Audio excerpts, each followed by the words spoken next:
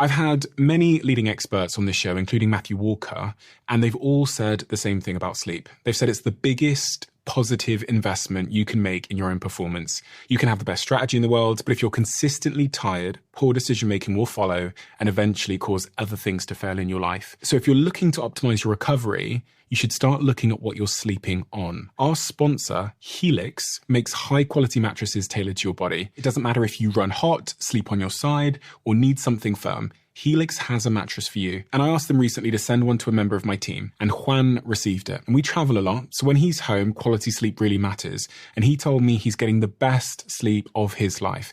And the data backs it up, with 82% of people in a Helix study saying they saw an increase in their deep sleep. And with a 120-night trial, you've got 4 months to prove it to yourself. You can get 27% off at helixsleep.com/diary. That's helixsleep.com/diary. In the start of this book, in chapter 1, you investigate this idea of pain points as it relates to confidence. What do you mean by pain points? So we could look at this in the form of sales as well. So I cannot sell to someone unless I understand their pain points. And I use an analogy that probably is the one I've had most experience with people in the gym. They come, they sit down. Hi, James, I want to get fitter. I want to lose a bit of weight. I want to tone up. And I'm like, that's not really what you want. That's not a pain point. That is a knee-jerk reaction to what you think I want to hear. And when you delve a bit deeper, they go, oh, my husband's not fucking me. You know, every time I stand up in a meeting, I've got to pull my top down over the layers of flab that I have. I don't feel confident in areas of my life that I should because I'm so crippled by the confidence I have with my physique. I'm not taken seriously. The pain points are deep. And people need to draw on those because the day that you're getting out of bed and you feel like shit and you're tired and you want to give up, I want to be toned isn't going to do it. The fact that your real pain point is that you're lonely and you're getting older and you're worrying about the fact you might not find a compatible companion ever, that is a strong enough pain point for you to change. Being more toned isn't. So, interestingly, for some, I know people that are in that exact same situation. And I've debated for many a year whether if someone's, the situation you described there, I'm getting older, I'm lonely, I'm scared I'll be alone forever. I know people in that exact same situation that are exhibiting the fear of the consequences of a lifelong loneliness, but they still don't do anything about it. Is there such thing as like wanting to want to be someone? I'm not sure to answer your question, but one of the things I would say to that person is and I'm only using this as an example. I think dating is an analogy I love to use. I actually use it when I talk about business talks. I say marketing is like dating, and we won't get down that too much, but you look at the person at the bar, you feel the fear rather than counting down from 5, 4, 3, 2, 1. Oh my God, I've got the confidence. Let me go talk to them. They could instead just for a flash of a moment, just think to themselves, I'm lonely. I don't want to be lonely. What out of these two things is more uncomfortable for me? The idea of going another week, another month being single, or the idea of talking to a stranger? And surely when you add and level those two things up, the pain point of being lonely should be much worse than the pain point of talking to a stranger. If you feel undervalued at work, the idea of talking to your boss and expressing how you feel, that's a pain point. You're like, that's going to make me feel uncomfortable. But then the pain point of feeling undervalued and not being given the bonus you were promised a year ago, you level them up and you're like, there's always two directions in which you can go. And you've tweeted and mentioned this before. You say saying nothing is still saying something. Doing nothing is still doing something. And they also say, whatever you're not changing, you're choosing.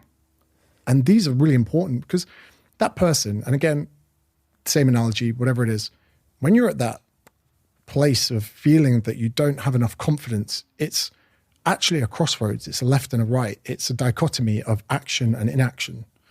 And if you are controlled by fear and you don't muster the courage to do what you need to do, especially by using the pain points to motivate yourself, you are choosing inaction. By doing nothing, that is a choice. And people just seem to think that, not starting the passion project, not posting or expressing something on social media, they seem to think if they do nothing that it's a void in our reality, but it's not. It's still a choice of inaction. I used to think of people ask me about confidence a lot, and it's taken me quite some time to develop my thoughts on it because, I think level one of the confidence self-help guru is like look yourself in the mirror and tell yourself you love yourself. Like that's like step one. And then eventually, hopefully your thinking progresses when you find the holes in that thinking. And then I arrived at the conclusion that confidence, as we kind of talk about it in culture, I know there's multiple definitions and lots of nuance, but confidence as we describe it in culture is really just, is based on the evidence you have in yourself. Like all beliefs are evidence-based, subjective, correct or incorrect evidence. And therefore, if it is evidence-based, the only way to build your confidence is to go and get evidence. And I say this because there's a narrative that you can just kind of like write down in your book or look yourself in the mirror and say, I'm going to be confident, I'm going to be sexy, I'm going to be a millionaire, which I don't think is factually supported by how other beliefs work. So confidence, so when I started writing the book, I wasn't sat there like, I know everything about confidence. I was sat there going, I couldn't answer. If you were to say, James, what is confidence? When I started writing it, I go, I don't know. So that's why I was so excited about writing it. But one of the interesting kind of ways that I wrote about it in one of the points was, if you imagine confidence on a spectrum with anxiety on one end and confidence on the other, anxiety is predicting failure and confidence is predicting success. And that is a really important thing to think about because our expectations massively influence the outcome of things. And like you say there, if people just go into a room and go, I'm amazing, I'm whatever, it's not really going to work. Even as one of your previous guests said about interrogative self-talk, asking yourself questions is a more positive thing. Instead of saying, I can do this podcast today and do well, I ask myself, can you do well in this podcast today? And the answer, do you know what? I did all right in the last one. It got a lot of downloads. So it is one of those things that is in so many different spectrums and it has so many different meanings. But a lot of it points towards predicting success and things. And even if you don't have the evidence to predict success, we should be able to be wrong. If there's something I want to accomplish, I can't let my mind and my thoughts take over. I must, in some sense, be overconfident and predict success. But if I'm wrong, that's fine. But what I can't do is just set every single default to being this isn't going to work. Because if you don't think something's going to work, you've already tripped at the first hurdle. And there's a guy, David Robson, who written a book called The Expectation Effect. And in that book, they got a group of people, I can't remember how big the study was, but they lied to them and said, this group have got a gene that is going to hinder their turnover of oxygen, and this group over here doesn't. And they got them to perform fitness tests. And the people that were told they had this gene mutation performed a lot better than the other people who didn't. And even just being primed with a lie completely changed their output in a fitness test. So schools don't teach confidence. Society doesn't really breed confidence because although on one hand, confidence is essential for innovation, if we don't have confident people, Elon Musk, he was confident enough to say, that rocket, we could land it back on Earth. And people would, no, you're crazy. But society doesn't care if you're confident or not. Society doesn't care if you talk to that person or not. Society doesn't care if you get a pay rise. No one in the world is going to come along and care about your levels of confidence. It's something we need to do ourselves. In that example of them priming two, there's being two groups and they tell one of them a lie, and then the one that believes that they have a genetic advantage performed better, right? Yeah. So is that not the case then for lying to yourself? So fake it till you make it. I don't particularly like that terminology. In the book I write about it because what's your metric of success in that? To fake it until you get recognition for something? I think with that and with the book and with expectations, you've got manifestation and the placebo effect. And they're intertwined, but they're both separate. So manifestation, I think, is a very dangerous thing where people think, oh, I'm just going to think about success. I'm going to meditate about success. I'm going to get it. But then things like the placebo effect is also a powerful thing. Sham surgeries that were performed on people, they would be cut open, they would do nothing, they'd stitch them back up, and up to 50% of people reported feeling better. That's crazy.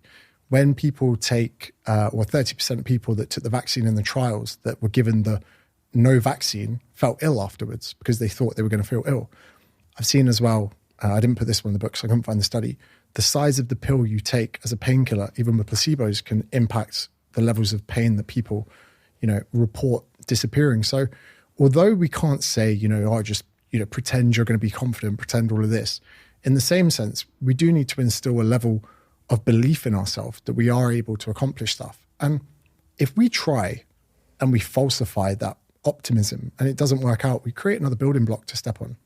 And behind everyone who's an expert in anything, there is a level of mastery. And failure is put in such a negative light in society, but failure is in most cases, the pathway to development. So even if we do, point the dial towards optimism, if things don't go right, that's fine. We're allowed to be wrong. We're allowed to make mistakes. You're allowed to try that endeavor that you want and for it to all fuck up. I think that I was just thinking about that then. I guess the difference is with the placebo effect, you don't know that it's a lie. Whereas if I looked at myself in the mirror and said, you are in fact Jesus Christ, I would know that that was a lie. And so placebo, I guess, the placebo effect stuff can work. And even in that operation, they didn't know they were being lied to. In those two control groups where one of them believed they had a genetic advantage, they thought it was true. The problem is we can't actually lie to ourselves.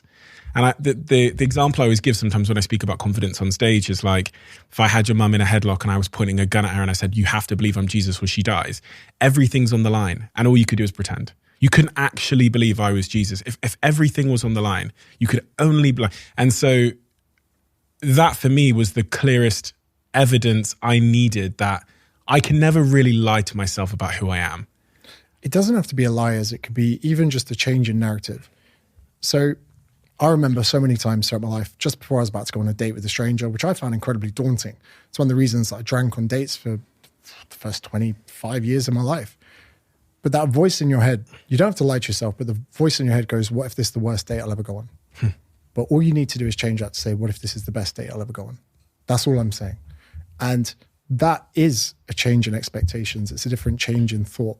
It's a different perspective on your reality that's upcoming. I don't think we should ever lie to ourselves, but we should at least turn the dial towards optimism, because we are inherently pessimistic with our biases.